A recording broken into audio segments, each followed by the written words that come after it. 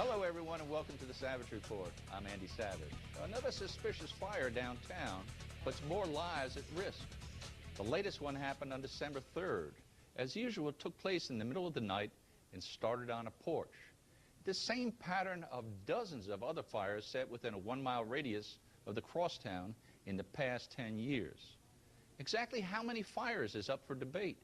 The city fire department is listing only 52.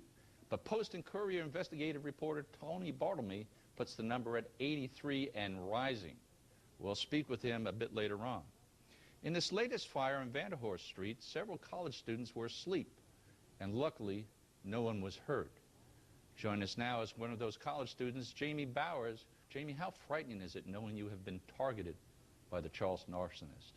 It's very frightening, and I've always had a major concern about living in a neighborhood where so many fires have happened, and it's very nerve-wracking knowing that my house could have been set on fire and I could have had no way out. Well, tell us about that now. You live in an apartment complex or a house that's been turned into an apartment complex on Vanderhorst Street. You're right smack downtown. You're in what should be considered a safe area. 15 students live in your building? Yes, it's 4 floors, and I live on the 4th floor. And where exactly did the fire, where was the attempt at burning your home down? It happened on the 1st floor of the porch, and the recycling bins were put on fire.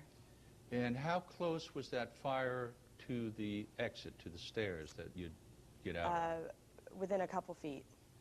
Now, if that fire had taken and the stairs were engulfed, how would you have gotten out? I don't think I could have gotten out.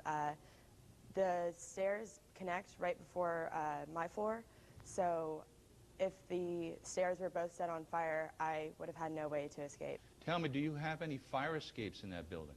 No, we don't. We have 2 sets of stairs, and that's the only way that we can get out.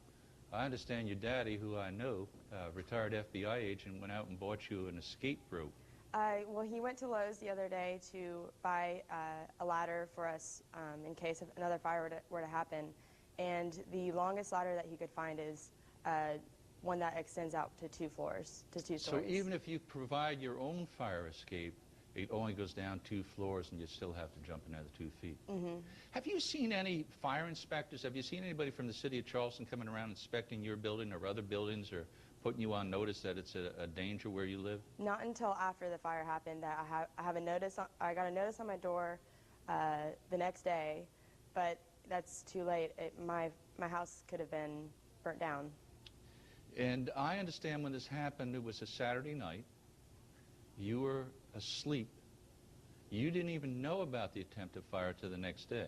My roommate was on her way to work the next morning, and she went down the stairs, and she sent me a picture text of what had happened on the porch. And so I texted my dad and my mom to see what I should do. I didn't know if the cops had already been called on, or if someone had already reported this. So I just took it in my own hands to call the police department and the fire department and get someone down there to investigate. We've heard that while the fire was ongoing, a young man came to the door and offered whoever answered some help. Is that correct? Yes, about 4 o'clock in the morning. And who was the person that answered the door and told them they didn't need help? It's a College of Charleston student. She's 21 years old. I don't know much about her, but she lives on the 1st floor of my apartment.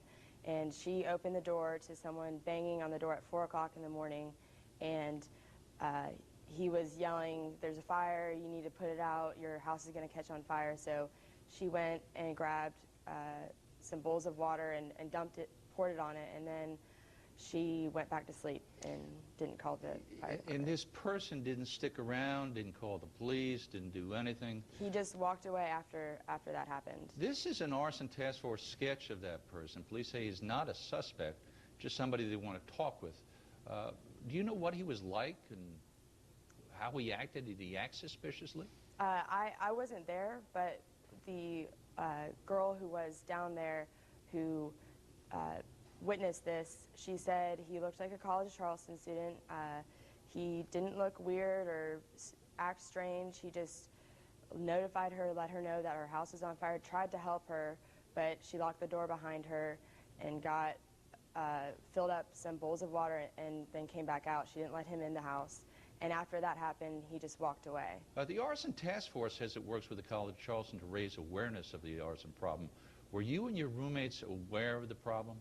I am particularly aware because I'm from here and my parents live here, and they notify me and let me know what is happening around the city all the time.